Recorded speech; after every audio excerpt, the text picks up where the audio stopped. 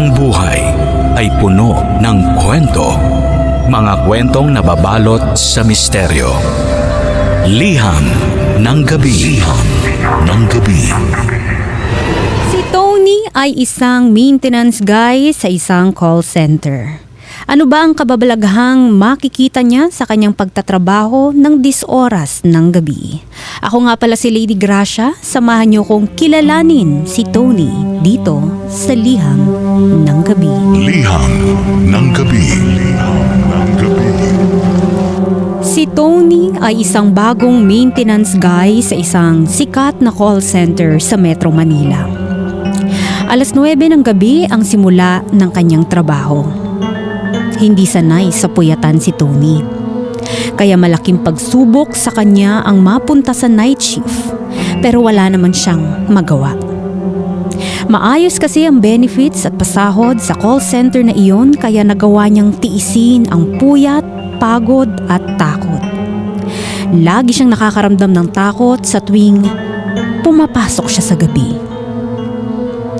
Sa basement siya unang dumadaan dahil doon nakapwesto ang isang kwarto kung saan nilalagay ang kanilang mga gamit bago sila magsimulang magtrabaho. Maliit lang ang kwarto at mahina pa ang ilaw. Mahina rin ang mga ilaw sa kabuuan ng basement dahil wala namang masyadong taong gumagawi roon. Madalas, mga maintenance lang na tulad ni Tony ang andoon at dumaraan lang sila ron para ilagay ang kanilang mga gamit. Ni tumambay doon ng matagal ay hindi nila magawa. May nakakatakot kasing presensya ang basement. Minsan, sa mga unang araw ni Tony sa trabaho, narinig niya ang kwentuhan ng mga kasamahan niyang maintenance. Meron daw batang lalaki na patakbo-takbo sa basement. Matinis at nang aasar ang tawa. Ayaw ni Tony na nakakarinig ng kwento tungkol sa mga multo dahil matatakotin siya. Pilit nga niyang tinanggal sa kanyang isipan ang napag-usapan ng kanyang mga kasamahan. Isang gabi, habang siya na lamang ang nasa maliit na kwarto ng basement, may narinig siyang tumatawa.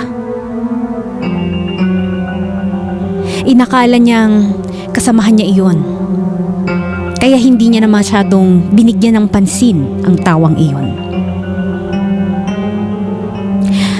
Hanggang sa bigla siyang may maamoy na tila nasusunog. Napalabas siya bigla sa takot. Malakas ang kabog ng dibdib niya. Hinanap niya kung saan nagmumula ang amoy ng sunog. Pero inikot na niya halos ang kabuuan ng basement pero wala siyang makita na kahit na anong klaseng sunog. Nagtaka siya. Malakas pa rin ang kabog ng dibdib niya. Nawala ang amoy sunog makalipas ang ilang sandali.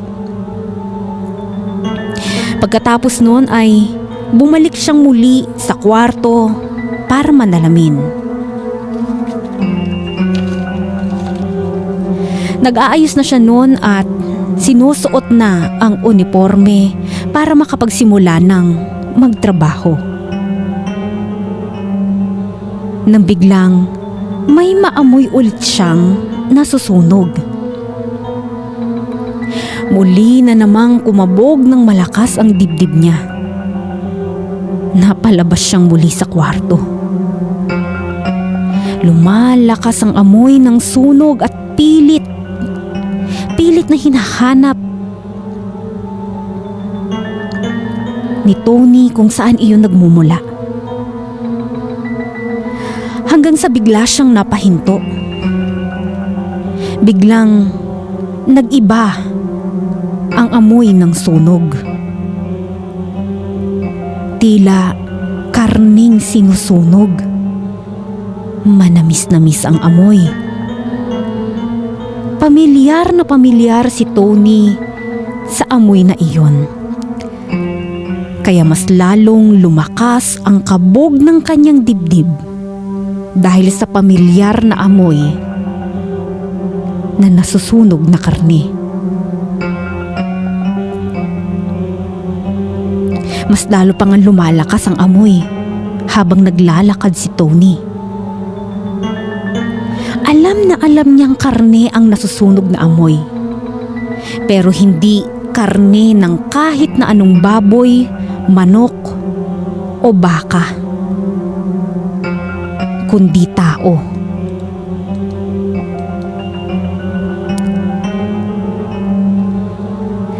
Alam niyang katawan ng tao ang nasusunog. Hindi siya makagalaw sa kanyang kinatatayuan.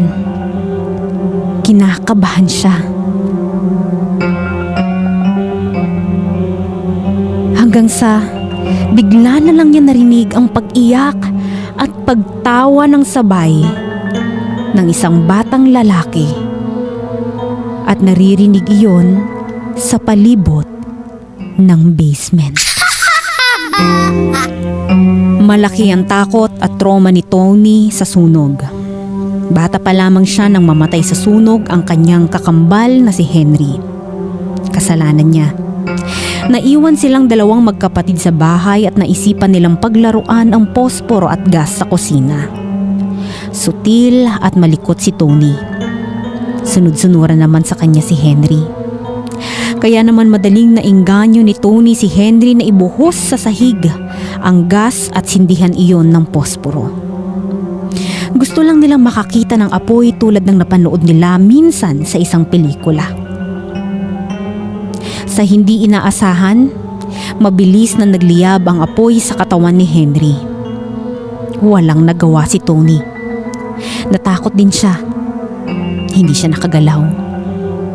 Hanggang sa pati ang buong kusina nila ay lamunin na rin ng apoy. Doon palang napatakbo si Tony palabas ng kusina at himalang nakaligtas. Nakapagtamo siya ng sugat at sunog sa kanyang balikat. Pero wala iyon kumpara sa pagkakasunog ng buo ng kanyang kakambal na si Henry.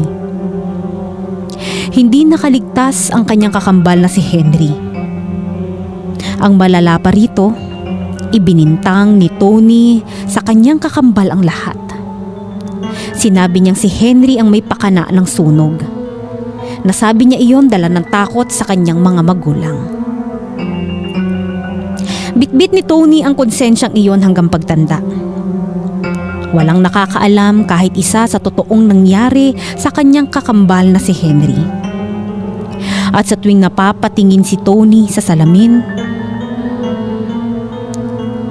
lalo na sa kanyang bandang balikat, nanunumbalik sa kanya ang mapait na alaalang iyon. Lalo na kapag napapadaanan niya ng tingin ang sunog na balikat niya. Minsan, habang nagbibihis siya sa kwarto ng basement, pinagmasdan niyang muli ang sunog sa balikat niya. Naalala niyang muli ang kakambal na si Henry. Bigla siyang nakaramdam ng lungkot at galit. Pero agad din iyong nawala nang bigla na naman siyang nakaamoy ng nasusunog na katawan ng tao. Muli na naman siyang lumabas ng kwarto para sikaping hanapin kung saan banda nangangamoy ang sunog. Sa kanyang pag-iikot sa basement, bigla na lang isa-isang namatay ang mga ilaw. Hindi siya nakagalaw. Parang may pumipigil sa kanya para gawin iyon.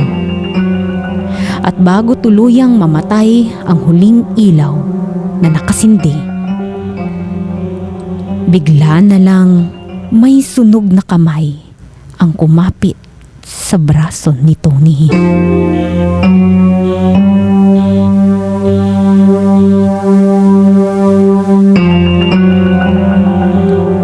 Hindi makalimutan ni Tony ang humawak sa kanyang braso. Napakainit ng palad ng taong iyon na tila nababad sa apoy. Maliit lang ang palad ng taong iyon at ramdam ni Tony na pag-aari iyon ng isang bata. Batang lalaki.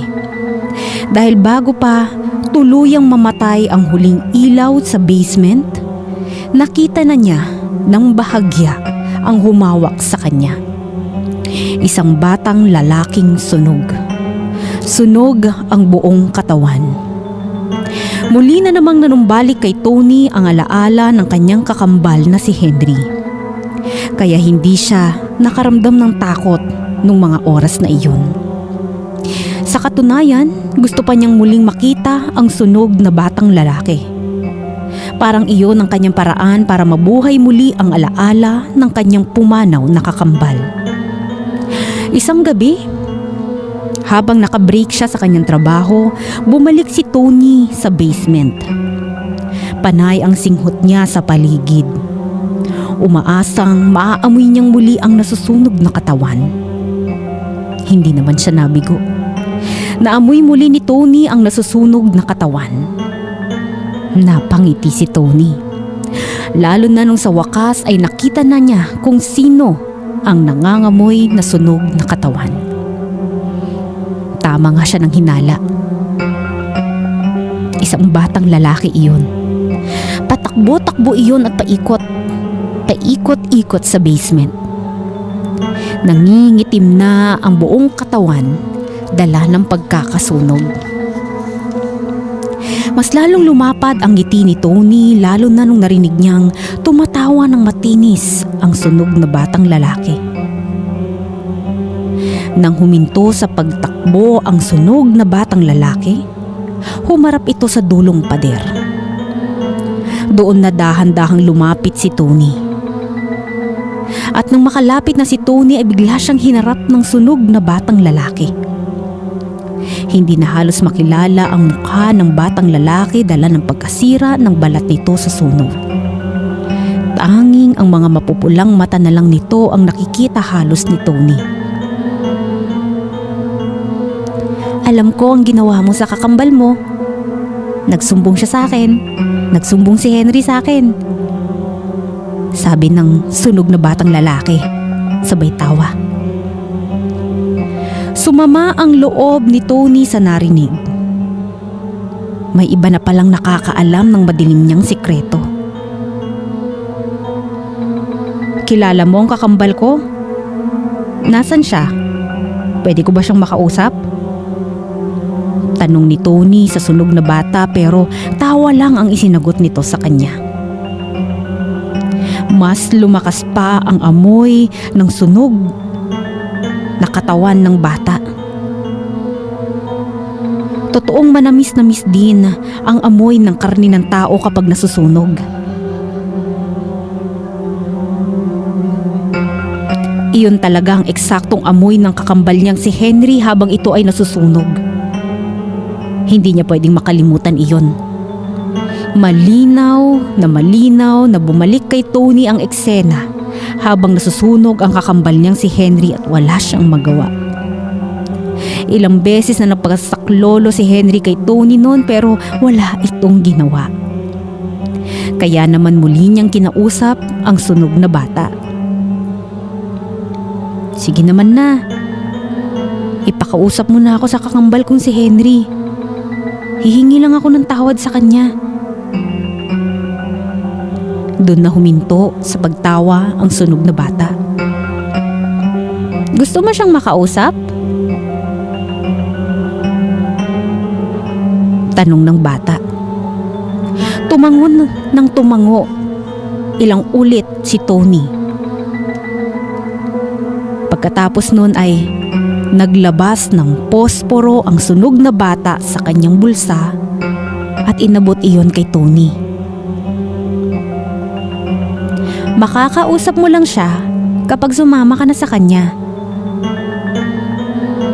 Sagot ng sunog na bata at muli na naman itong tumawa. Napatitig si Tony sa posporo at biglang naalala na parehas iyon sa posporong ginamit nila ng kakambal na si Henry. Napatawa siya at saka kinuha na ang posporo. Sinabayan na rin niya ang sunog na bata sa pagtawa. At saka niya sinindihan ng posporo at pinagapang ang apoy sa kanyang suot na uniforme. Liham ng gabi.